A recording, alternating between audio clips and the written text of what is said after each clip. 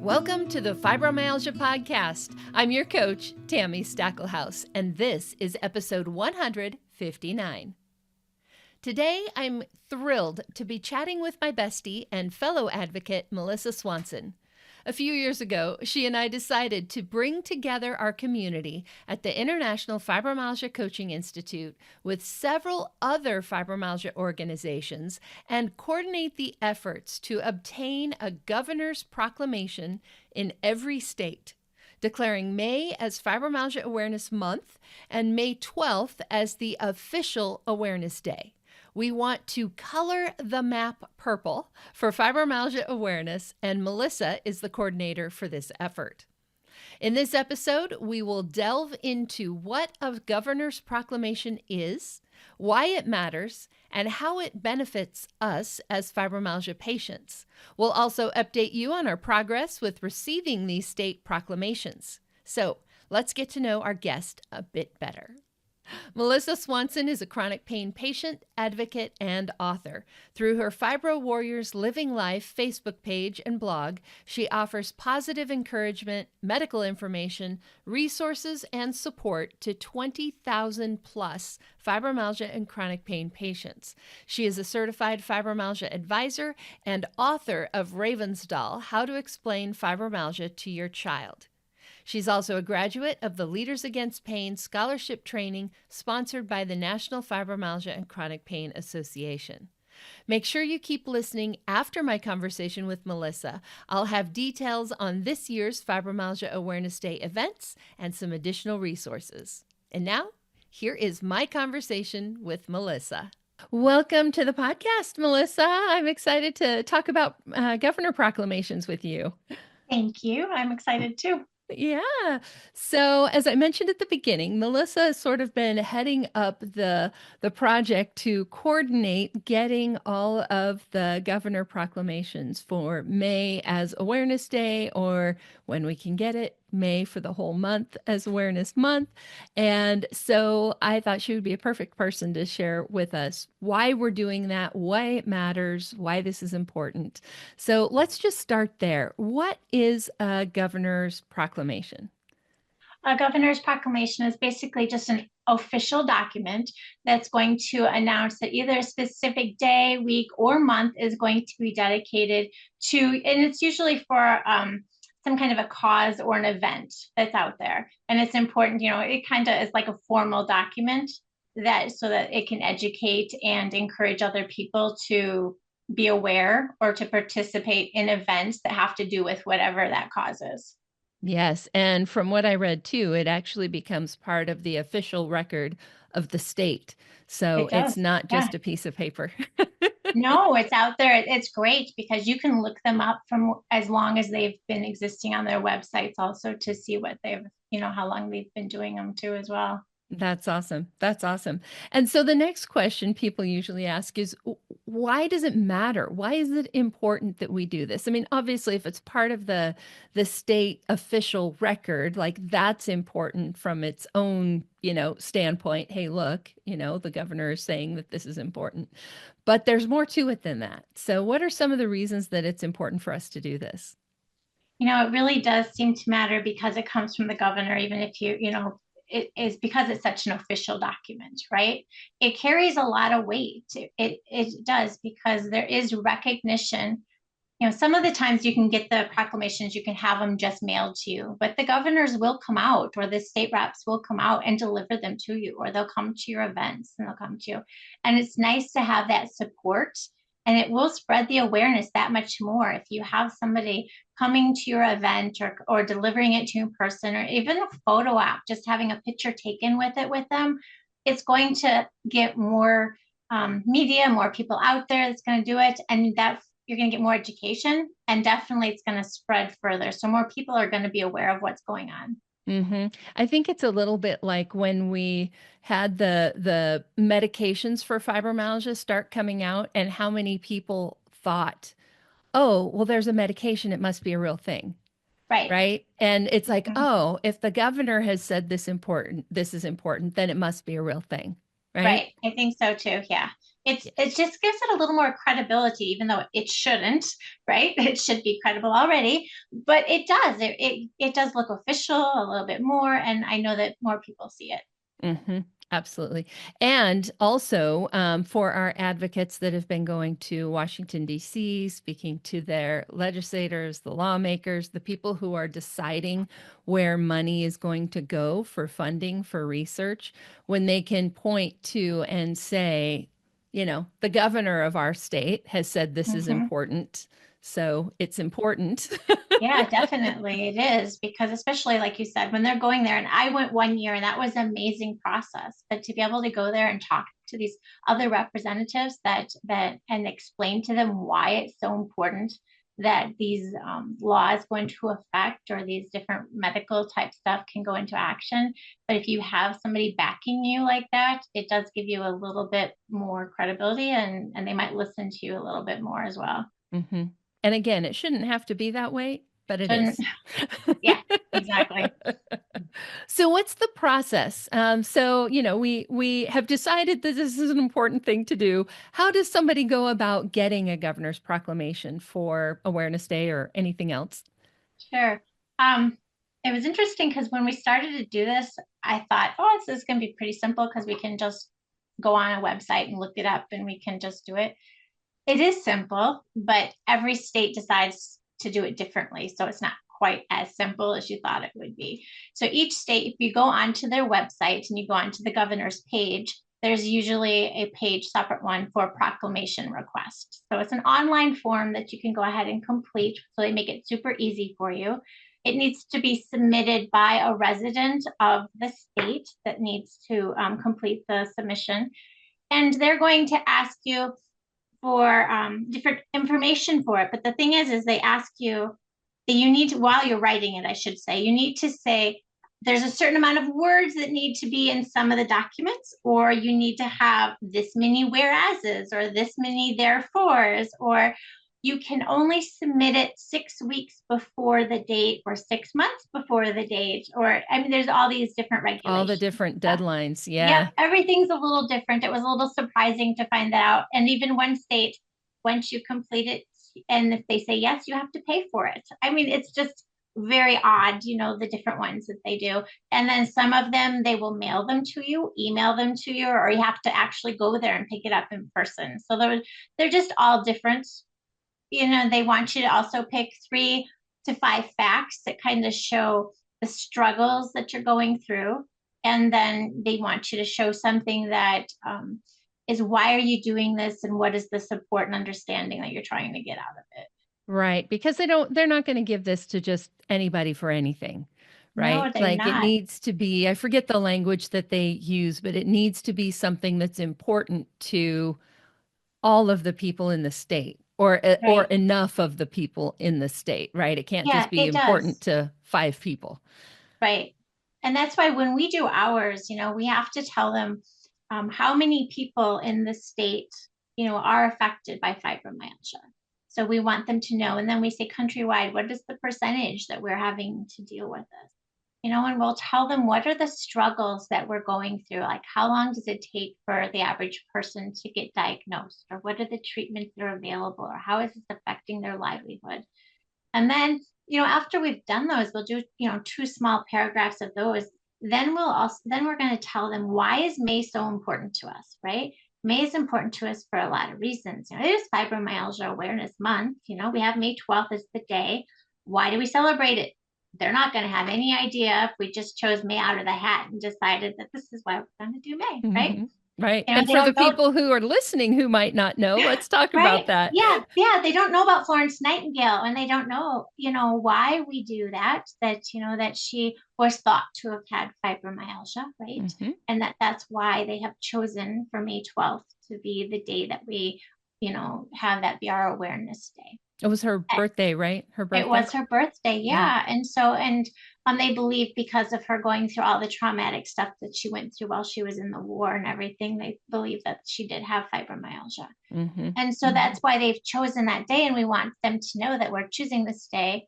That's why we're choosing May 12th. And we want to be able to choose it so that we can get awareness. We need to have more people know about this, and we need to have the support from not only others in our community, but we need support from everybody in the state. And that's basically what we're asking for when we're doing the proclamation. It isn't just to say, look, we have fibromyalgia, this is what we've got, but it's asking for help when we do this. We want your support, everyone in the state to support us. Mm-hmm. Mm-hmm. I love that. It seems like I've had several people say to me, what is the importance of that? Like, it's just a piece of paper. You go through all this work, you get this piece of paper mailed to you. Like, what is it actually doing for us? And I think, there is a lot that it does. A lot of the things that we've just talked about, and it is more than just a piece of paper. And all of this is why we have sort of made it our mission to coordinate with the other organizations that are working on this to get a proclamation, like, let's color the entire US map purple, right? Purple. We want one from every governor. We do. Yeah. It was kind of fun. I was just sitting there one time and I was thinking when we were talking about those that we need to paint the map purple, right? The entire United States needs to be purple. And that's been kind of fun for us to be able to do that and we work with a lot of the other groups, that we do. And I'll let you go through all of those for us and tell who they are. But it's nice because we work together to be able to get people who live in those states. And what I do with them then is I contact them and I reach out to them, or else somebody else from one of the other groups does. And we make it super easy, or at least I do with the people that I work with. I make it really easy for them to how to fill it out. I give them all the instructions, and it's very, very simple for them to go through. They don't have to come up with what they want to say in the document or what they need to do. I give them all the verbiage that they have to say and where the links they have to do it. And it really is a copy and paste kind of thing. So it doesn't take very long for them to do it either for us. Mm-hmm. And you can help people do it too. I do, and some people, they're just not computer savvy, or, they would rather not. And so I ask if I can do it on their behalf. And so they'll give me their address and their name because it has to be from a resident of that state. And so I will do it. I'll go onto their state page and I will submit it for them using their name and their address. Basically be their virtual assistant.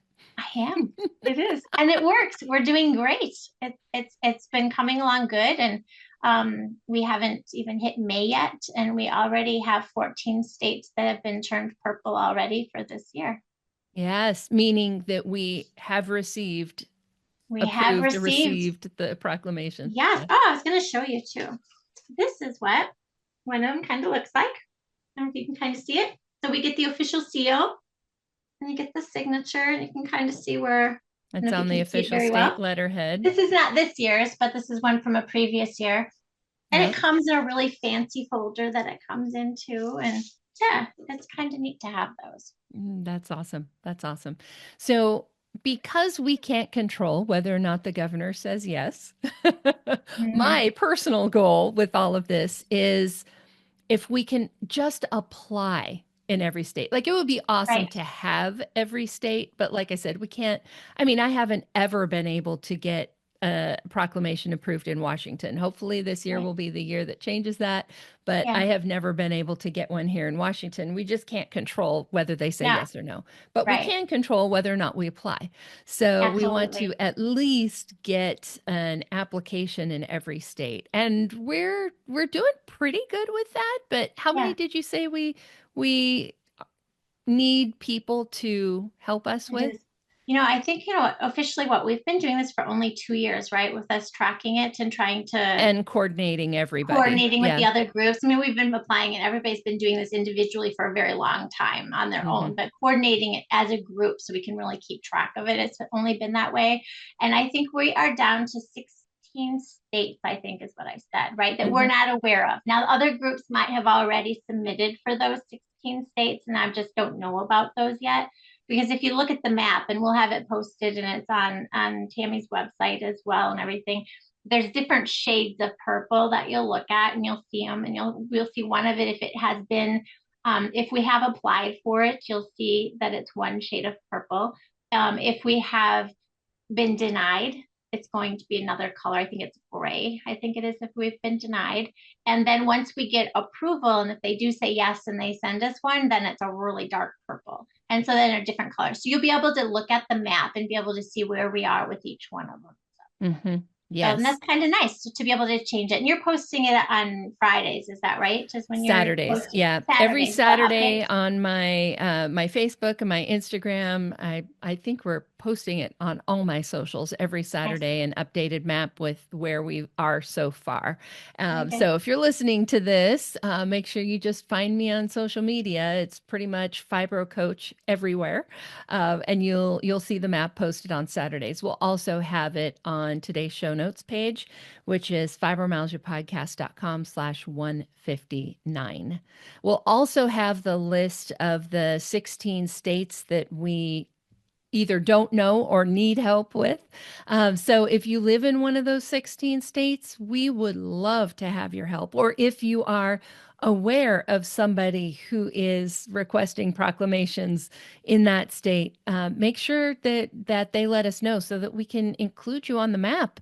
It would be so great to be able to do that and coordinate. One of the things that we actually even just talked about, I believe, in the last episode with Dr. Ginevra and Sharon Waldrop, was the fact that so many of our fibro organizations are kind of all working on islands, and how important it is for all of us to really work together so that we can have a louder voice, Yeah, and right? I think we've And been talking about that since you and I first met, right? yes, And yes. basically, there are so many incredible groups that are doing their own thing, and they're doing a great thing when they're doing their stuff. But you're right. They're doing Hmm. their own thing, and we definitely need to work together because we Hmm. hurt a whole lot better if Yes. we work together in masses than we are individually like we are. I agree. Absolutely. Absolutely. Yeah. And one of the things too, like, I don't know with the proclamations, like somebody might tell us no because they told somebody else yes. And Correct. so our map Yeah. may look like it wasn't Hmm. approved, but it was just for somebody else.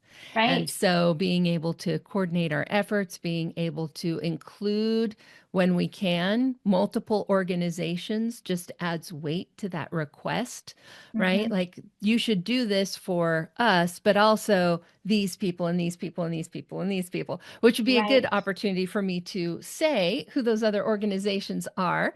So we've been working with the Fibromyalgia Association, which is a national and international organization, the Fibromyalgia National Health Organization, which used to be Support Fibro. So if you're familiar with Support Fibro, they're now the Fibromyalgia National Health Organization. Melissa is Fibro Warriors Living Life, and of course, the Fibromyalgia Podcast, the International Fibromyalgia Coaching Institute, and then Veteran Voices for Fibromyalgia. They are also part of this, and you'll see their states colored on the map as well. So it has been great working with everybody and getting everybody's help on this. It has been. It's been really exciting. It's really fun, and it's neat to see when people get theirs because I'll get text messages or emails or something, and pictures of them, and the excitement that they have because their governor has approved it, and that they're getting theirs. I was going to think about one thing is when you were saying about if it's been denied, right? And maybe Mm-hmm. it's been denied because somebody else has been approved. A couple of the reasons that I've been denied is that they've recognized too many other things in that category, like different health categories and stuff. So they're just maybe going to group a bunch of people all together and just kind of recognize it under, something like that. And so sometimes it's like that, where maybe we have to work eventually once we get ourselves covered, getting ours, figuring out who some of these other groups are so we can kind of get in with them too and be able to organize it so that we're a part of those. A That good that seems to example of be that would be like chronic fatigue, long correct. COVID, fibromyalgia, like those three very much could go together. Right. Yeah. And that seems to be the reason why. It's just like, okay, we've had so many of those. We just can't do, too much this month already. Hmm. Hmm. And because we are submitting them at the very earliest day that we can. So it's not kind of like first come, first serve kind of stuff. It's like maybe they just got too many of them on the pile and they just only choose what they choose. Hmm.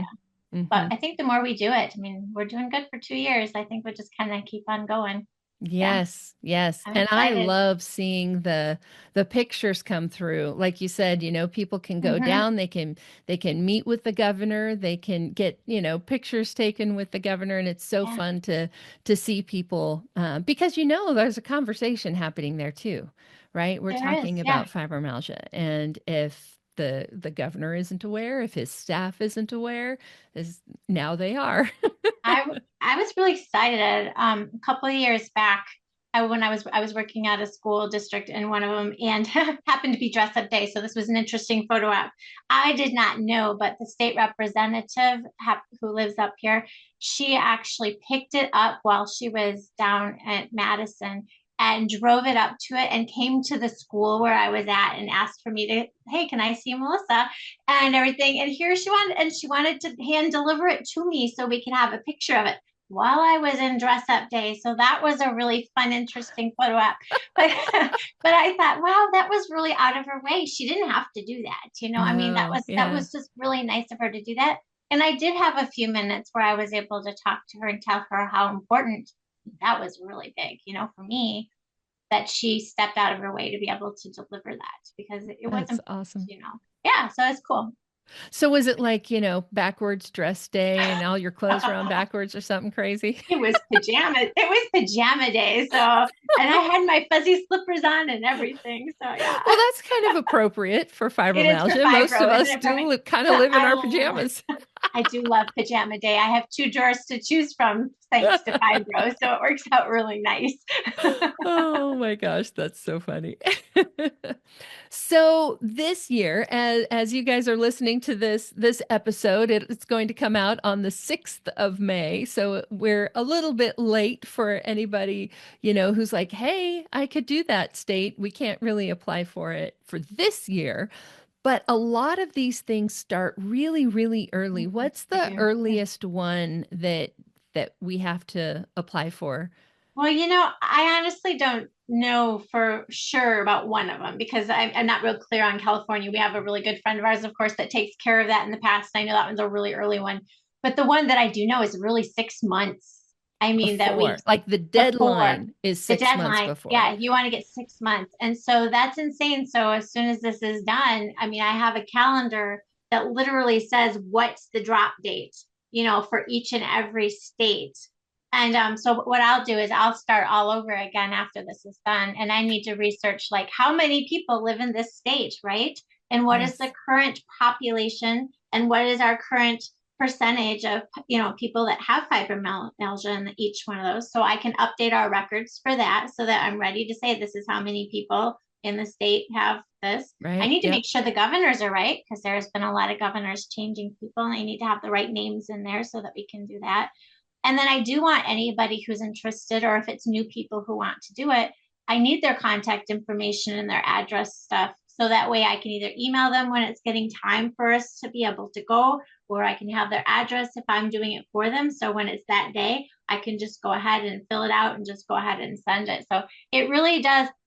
Officially, it'll start probably the first week of June, probably June 6th or so when I'm out visiting somebody in Seattle, Washington, when I'm sitting around in there. I kind I of wonder will who be, that is. I know, I'll be sitting there at the Seattle spa that I go to, and I'll be filling out and updating all of this information and getting ready to start for the new year already. Yeah. Yes, yes. So the point of all of that is if you're listening to this, it doesn't matter when, it doesn't matter what Oh, year, it doesn't matter what time of year. We need your help and we need it now. yeah. Absolutely. Because if Yeah. it's not for this year, it'll be for next year, right? Well, yeah. And, even honestly, if there's a state that's already purple, so that means that somebody's there. That doesn't mean you don't have to contact us and tell us that you're interested in it, That's right? right. Because there's a chance that we could lose somebody. We've had people move, right? So they're in different states all of a Right. sudden, I used to do you know? Oregon, right? Now Yeah, I'm in exactly. Washington. I Right? can't. Yeah. Yeah, we've had people moving, several people in the last year that have moved to different places, and all of a sudden we're like, oh no, now what are we gonna do, right? And so we've had to scramble a little bit to find people. So don't feel like, oh no, that's already purple. They don't need us. That's not really true because we do need backup people for certain. So please Hmm. contact us for any of them if you're interested in doing it. let us know, because that will really help us in the long run. So we're not having to scramble at the last minute trying to find somebody. And if you want to be there, I know one of my coaches, Ann Garner, she was picking up the proclamation for South Dakota, and she was, putting out the word. If you have fibromyalgia, if you want to come, if you want to meet the governor, like it just adds more weight to things. The more people we have, the more voices we have.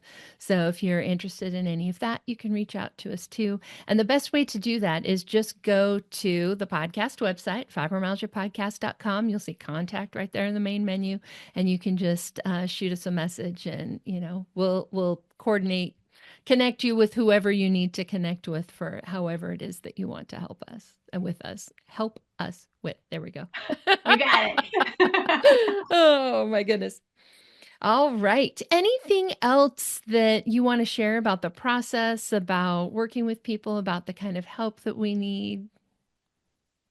I'm not sure. The process, it really has become easy now, now that I understand it and stuff, and the different rules and the guidelines for everything like that, and the working with the other people.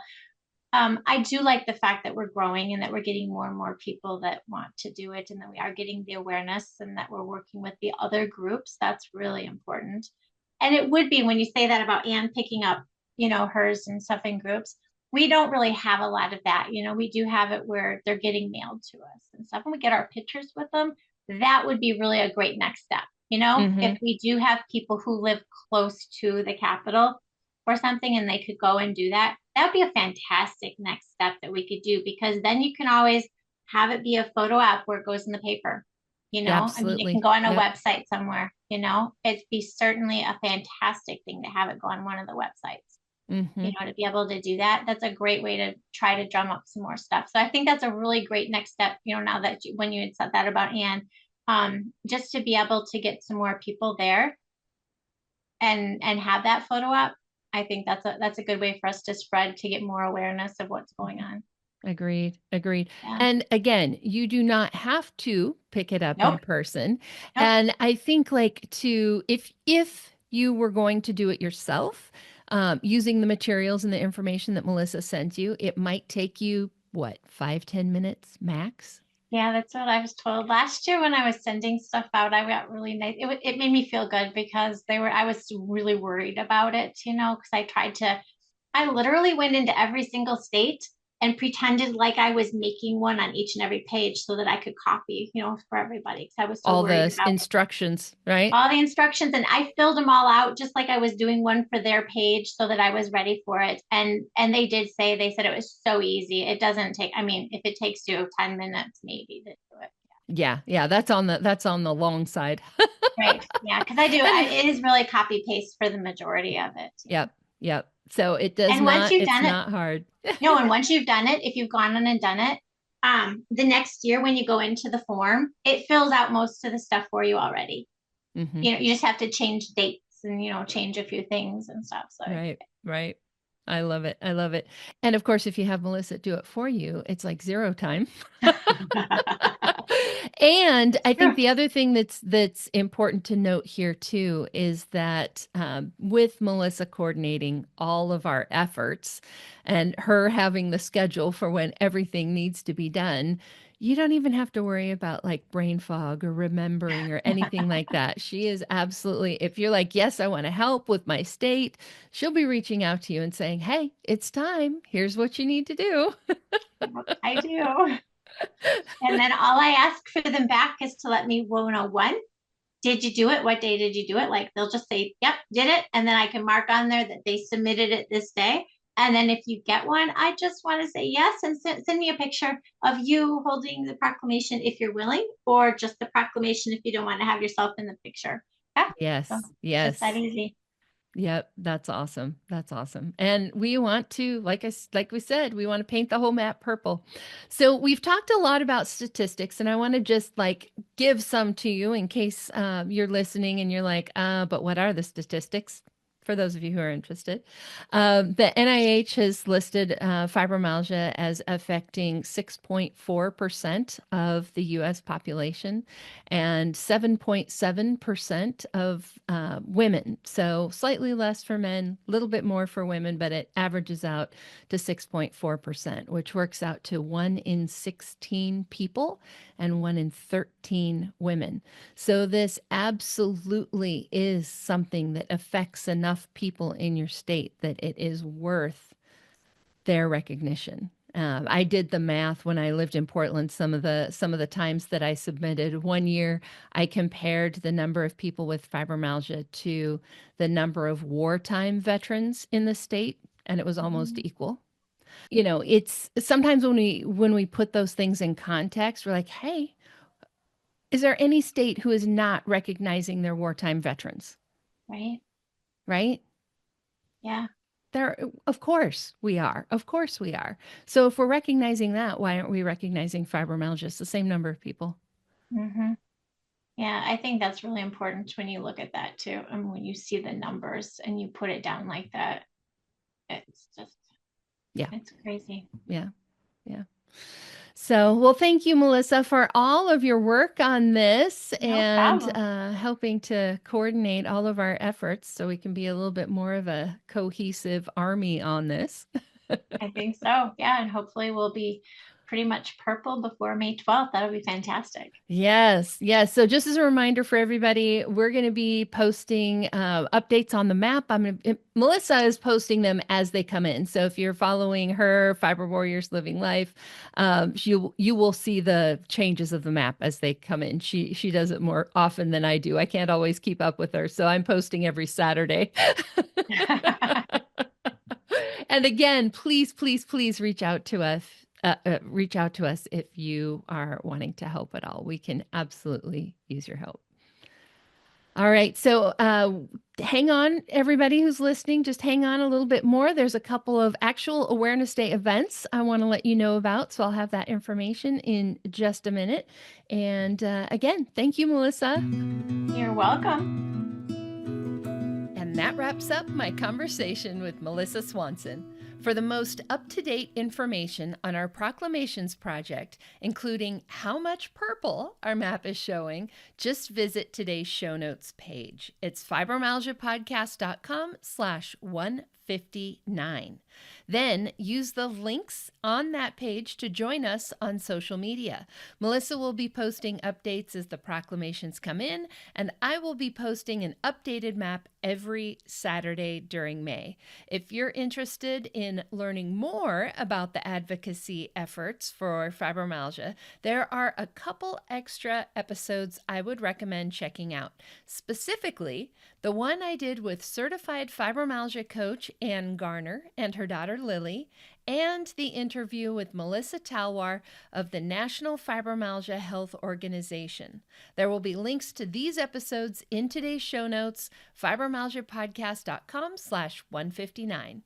I'll also include a couple other interviews that I've done with Melissa, specifically one about her book, Raven's Doll, How to Explain Fibromyalgia to Your Child, which is an excellent resource if you have little ones of any kind in your life, and an interview with Melissa about one of our adventures where we sort of accidentally went mountain climbing, or rock climbing, I should say. So again, just go to fibromyalgiapodcast.com/159, and I'll have links to all those other episodes. Now, for this year's Fibromyalgia Awareness Day events 2025, the Fibromyalgia Podcast is a proud sponsor of the 24th Annual Fibromyalgia Awareness Day Conference put on by the Fibromyalgia Association. This is a virtual event, which means it is open to anyone who wants to attend. There is a $12 fee to help cover expenses and to raise money for additional advocacy efforts. The event is going to be held over Zoom on Saturday, May 10th from 2 to 4 p.m. Eastern Time. If you're listening to this right now, you can absolutely attend the event, unless it's already happened. The featured speakers for this year are Dr. Ginevra and Dr. Daniel Claw, who is one of the top fibro researchers globally. I'll have a link to where you can register for that event in today's show notes at fibromyalgiapodcast.com/159. And if you're in Europe, the second annual International Fibromyalgia Awareness Day will be held in Zurich, Switzerland on Monday, May 12th from 4:30 to 7 p.m.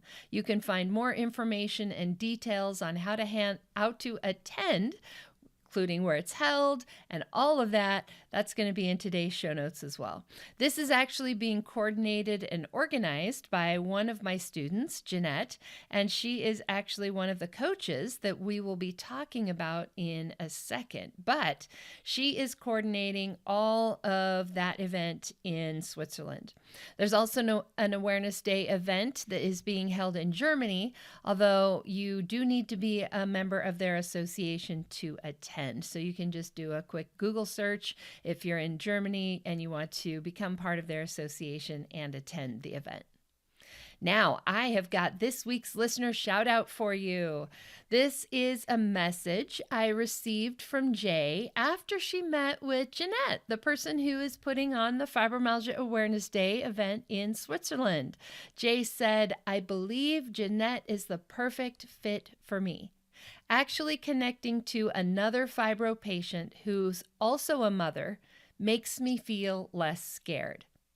And then Jay goes on to say, "I think what you've got going on is heaven sent for those who are lost just like me. I listen to your podcast at work and I've done a few tips and tricks to help me finish my days." Thank you so much, Jay. And that is why we do what we do, to help people who are lost just like you. And that is also really the beauty of working with a certified fibromyalgia coach. All of us have fibromyalgia. We have been where you are and we get it.